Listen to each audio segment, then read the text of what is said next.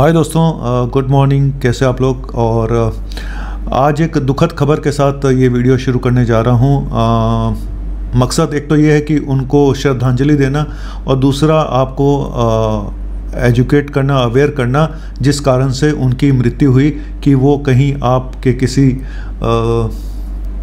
Relative के साथ या आपके साथ ऐसी दुर्घटना दोबारा ना हो। जी हाँ, मैं बात कर रहा हूँ पंजाबी मशहूर जो कॉमेडियन थे जसविंदर भल्ला जी। वो हमारे बीच में नहीं रहे। 65 साल की उम्र में कल उनका निधन हो गया। बताया जा रहा है कि उनको ब्रेन स्ट्रोक हुआ, ब्रेन हेमरेज हुआ और ब्लीडिंग इतनी ज़्यादा हो गई कि ऑपरेट भी नहीं कर पाए और उनकी मृत्यु हो गई। उससे पहले उनको शायद ये भी बताया जा रहा है कि उनको शुगर थी और हो सकता है ब्लड प्रेशर भी हो, और उनकी बाईपास सर्जरी भी हुई थी। देखो, किसी की इंसान की शक्ल से पता नहीं चलता कि इनको अंदर अंदर क्या हो रहा है, क्या नहीं हो रहा है। लेकिन ये जो ब्रेन स्ट्रोक हुआ, उससे पहले भी इनको एक बार स्ट्रोक हो चुका था, उससे वो उभर गए थे, शायद ये भी सुना गया। और अभी इस बार इनको नहीं बचाया जा सका। तो सबसे पहले तो मैं इनको श्रद्धांजलि दूंगा, भगवान इनकी आत्मा को शांति दे। और पंजाबी फिल्मों के बहुत बड़े कॉमेडियन थे, और आज भी मुझे याद है कैरी ऑन जट्टा थी ना मूवी, जिसमें था गंदी औलाद ना मजा ना स्वाद, है ना। गंदी औलाद ना मजा ना स्वाद, ये डायलॉग मतलब कि हर बच्चे की ज़ुबान पे है जो पंजाबी पिक्चरें देखता है। तो इसी डायलॉग के साथ मैं इनको श्रद्धांजलि दूंगा। भगवान इनकी आत्मा को शांति दे और इनके घर वालों को हिम्मत दे। लेकिन चलिए, आज का टॉपिक ये है कि ब्रेन स्ट्रोक आने से पहले आपको कुछ महीने पहले, कुछ साल पहले ही आपकी बॉडी आपको क्या संकेत देने लग जाती है, जिससे कि पता चल जाए कि आगे चल के ऐसा कुछ हो सकता है। चलिए, बने रहिए मेरे साथ, कहीं मत जाइएगा।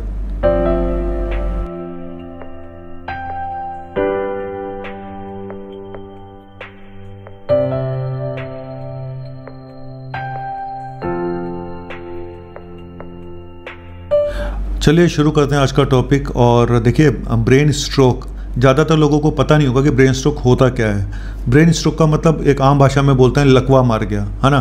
तो ब्रेन स्ट्रोक में जनरली दो प्रॉब्लम होती हैं, मैक्सिमम जो मैं कॉमनली बता रहा हूँ। एक तो कि खून जम जाए, क्लॉटिंग हो जाए, ठीक है, ब्लड जम गया, थिक हो गया और क्लॉटिंग हो गई।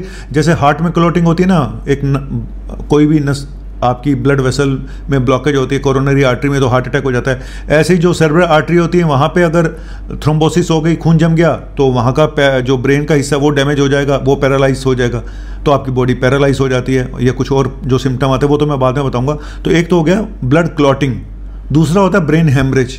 ये उल्टा है, क्लॉटिंग में खून जमा, यहाँ खून बह गया, ब्रेन हेमरेज हो गया। ज़्यादातर जो हाई ब्लड प्रेशर के पेशेंट हैं या जिनको एन्यूरिज्म होता है ऊपर, ब्रेन एन्यूरिज्म, वहाँ पे ब्लीड कर जाता है। तो ये दोनों प्रॉब्लम बिल्कुल अलग है, दोनों का ट्रीटमेंट बिल्कुल अलग है। इसलिए बिना, मैं ये बोलूँगा, बिना MRI कराए, बिना CT स्कैन कराए कभी भी ट्रीटमेंट शुरू नहीं करना चाहिए। अपने आप को बहुत बड़ा डॉक्टर नहीं बनना चाहिए कि आपने ऐसे ही बता दिया जी इसको तो इन्फार्क्ट होगा, इसको तो क्लॉटिंग होगी। क्योंकि अगर आपने क्लॉटिंग की दवाई दी तो ब्रेन हेमरेज हुआ तो उल्टा हो जाएगा भाई साहब, वो ब्रेन हेमरेज कंट्रोल नहीं होगा।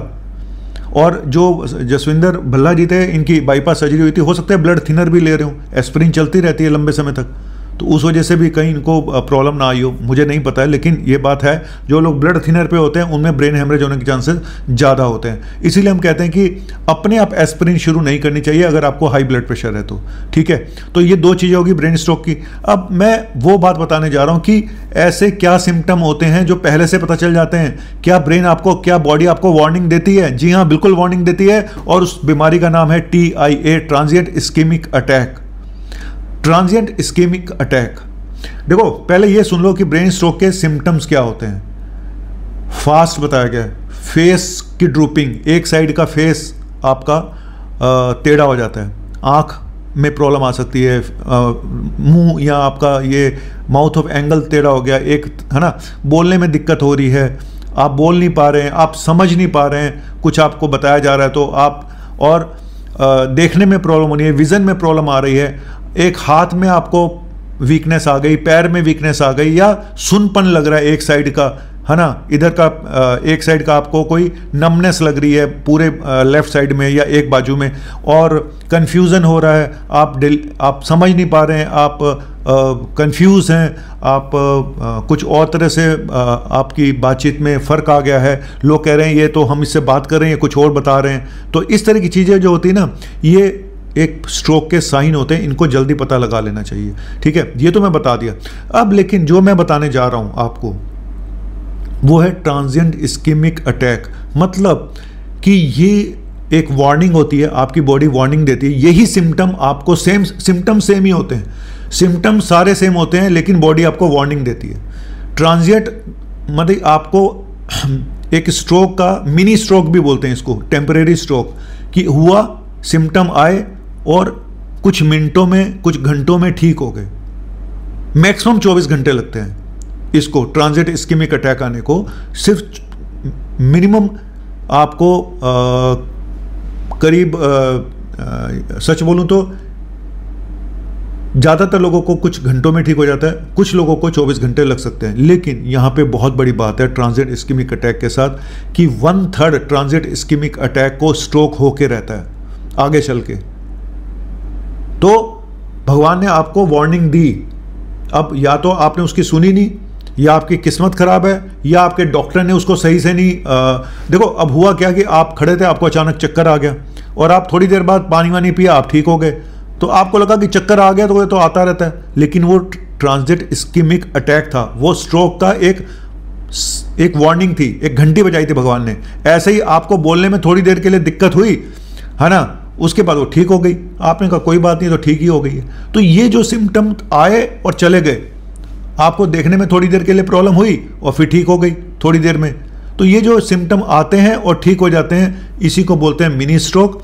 और 1/3 पेशेंट में स्ट्रोक आगे चल के हो जाता है, जिसमें कि जान भी जा सकती है, और या फिर परमानेंट आप पैरालिसिस पेशेंट को हो सकती है, एक हाथ पैर चला गया, बोलना बंद हो गए, बिस्तर पे लेटे हुए हैं, या फिर महीनों लग गए ठीक होने में, है ना। लेकिन ये बात भी सच है कि जो जिनको स्ट्रोक होता है मिनी स्ट्रोक के बाद 50% को 1 साल के अंदर हो जाता है। तो ये भी एक दुखद वो बात है कि इतनी जल्दी लेकिन वार्निंग तो आपको मिली ना, ये जो TIA है। अब मैं इस पर कुछ और बातें भी बताऊंगा, ठीक है, बने रहिए मेरे साथ। अब मैं पहले आपको ना डिटेल में सारे सिम्टम बता देता हूं, जो मैं शायद एक भी सिम्टम नहीं छोड़ूंगा कि जो स्ट्रोक के सिम्टम हो सकते हैं। पहली चीज़, बोलने में दिक्कत, अफेजिया जिसको बोलते हैं। विजन में प्रॉब्लम, कि आपको 1 के 2 दिखाई दे रहे थे या आपको धुंधला दिखाई दे रहा था, ठीक है। कंफ्यूज हो गए या बहुत ज़्यादा एग्रेसिव हो गए, ठीक है। और डिजीनेस, खड़े थे अचानक चक्कर आ गया, या बैलेंस बनाने में प्रॉब्लम हो रही है ना, आपको पकड़ना पड़ रहा है किसी चीज़ को, तो ये हो सकता है। और सीवियर हेडेक भी एक निशानी है, स्पेशली जब एन्यूरिज्म बस्ट करता है, उस तरह के पेशेंट में सीवियर हेडेक होता है, जहाँ पे ब्रेन हेमरेज होता है, वहाँ पे सीवियर हेडेक भी हो सकता है, ठीक है। और लॉस ऑफ मसल टोन, एक साइड का फेस मैंने बताया ड्रूपिंग हो सकती है, एक साइड का फेस आपका टेढ़ा हो सकता है। और मेमोरी लॉस हो सकता है ना, याददाश्त ही चली गई बंदे को। और मूड स्विंग्स हो सकते हैं, एकदम से पर्सनैलिटी चेंज हो गई, सुबह तक ठीक था, शाम तक बिल्कुल ही पर्सनैलिटी अलग हो गई है, कभी अग्रेसिव हो रहे हैं, कभी कोई कैसी बात कर रहे हैं, समझ में कुछ नहीं आ रहा है ना। और कई लोगों को ये भी होता है कि उनको फिट्स पड़ गए, तो फिट्स पड़ना भी एक स्ट्रोक की निशानी हो सकता है ना। और स्पीच का तो मैंने बता ही दिया कि आप 2 तरह की स्पीच में प्रॉब्लम आती है, एक तो बोलने में दिक्कत हो रही है, और एक कि आप समझ नहीं पा रहे हो, सामने वाली बात को आप समझ नहीं पा रहे हो, आप बोलना चाह रहे हो लेकिन आप बोल नहीं पा रहे हो। एक तो मोटर अफेजिया होता है, एक सेंसरी अफेजिया होता है कि आप कुछ और बोल रहे हो या कुछ और समझ रहे हो, तो अब आपको बोला कि बटन बंद कर लो, तो आप बटन बंद नहीं कर पा रहे हो अपने, ऐसा भी होता है। ब्रेन के एक पैराइटल लोब में जब क्लॉटिंग होती है, तो उस समय ये प्रॉब्लम भी होती है कि अगर आप पेशेंट को जैसे बोलो कि आप बटन बंद कर लो, तो वो बटन बंद करने की कोशिश करेंगे लेकिन वो बटन बंद नहीं कर पाएंगे। देखो, स्ट्रोक के रिस्क फैक्टर वही होते हैं जो हार्ट के होते हैं, कि आपको शुगर है, BP है, कोलेस्ट्रॉल है, मोटापा है, स्मोकिंग है ना।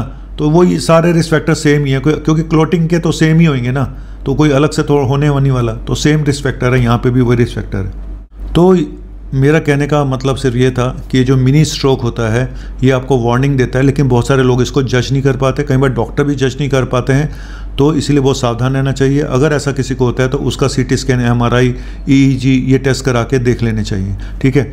और जो रिस्क फैक्टर होते हैं वो तो कुछ तो ऐसे हैं जो मैंने बता दिए कि जो हम कंट्रोल कर सकते हैं, कुछ ऐसे होते हैं जो हम कंट्रोल नहीं कर सकते, जैसे फैमिली हिस्ट्री है, आपकी एज है, 65 साल के बाद ये रिस्क ज़्यादा होता है, आदमियों में प्रॉब्लम ज़्यादा होती है, TIA, जो मिनी स्ट्रोक की बात कर रहा हूँ मैं, मिनी स्ट्रोक की आदमियों में प्रॉब्लम जाती है, तो स्ट्रोक की भी ज़्यादा ही होगी। जब मिनी स्ट्रोक की ज़्यादा है तो रिस्क फैक्टर सेम है, मिनी स्ट्रोक के भी सेम है, स्ट्रोक के भी सेम है, ठीक है। तो आदमी में थोड़ा ज़्यादा होता है, और जिनको पहले एक मिनी स्ट्रोक आया हो उनको दोबारा मिनी स्ट्रोक या स्ट्रोक आने के चांसेस भी ज़्यादा होते हैं। तो ये मैं मिनी स्ट्रोक के रिस्क फैक्टर बता रहा हूँ। जिनको पहले एक बार मिनी स्ट्रोक आया उनको दोबारा मिनी स्ट्रोक के आने के चांसेस भी ज़्यादा होते हैं।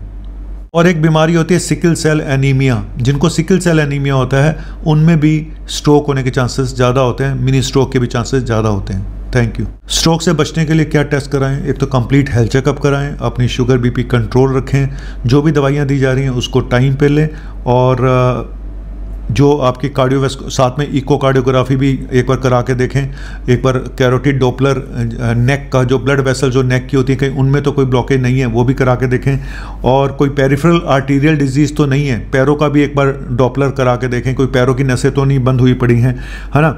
और कुछ होमोसिस्टीन लेवल नाम का एक टेस्ट होता है, अगर वो हाई आ रहा है तो वो भी एक रिस्क फैक्टर होता है क्लॉटिंग का, तो ज़रूर आप बाकी टेस्ट भी करा के देखें। CRP अगर हाई आ रही है, स्पेशली HSCRP, तो भी क्लॉटिंग होने के चांसेस ज़्यादा होते हैं। तो ये मैंने आज सिर्फ ये वार्निंग साइन बताने थे कि ये मिनी स्ट्रोक आता है, उसके बाद स्ट्रोक आने के चांसेस ज़्यादा, तो इसको पहचान लो और इसको लाइटली मत लो। और जाते जाते जसविंदर भल्ला जी के लिए एक सिर्फ यही याद आ रहा है कि एक आह भरी होती हमने तो सुनी होती, जाते जाते तुमने आवाज़ तो दी होती। जी हाँ, कहते तो सब यही है कि जाते जाते आवाज़ दी होती, लेकिन जाने वाला चुपचाप चला जाता है, वो आवाज़ नहीं देता। बस दुनिया का यही दस्तूर है, जिसने जाना है उसने जाना है। तो फिर डॉक्टर साहब क्यों बताते हो ये सब ट्रीटमेंट, ये सब रोकने का? जब भगवान ने बुलाया है तो जाना ही पड़ेगा। आपकी बात सच है, लेकिन मैं एक डॉक्टर हूँ और मेरा आखिरी समय तक कोशिश करना मेरी जिम्मेदारी है, मेरा कर्तव्य है। थैंक यू वेरी मच, शुक्रिया।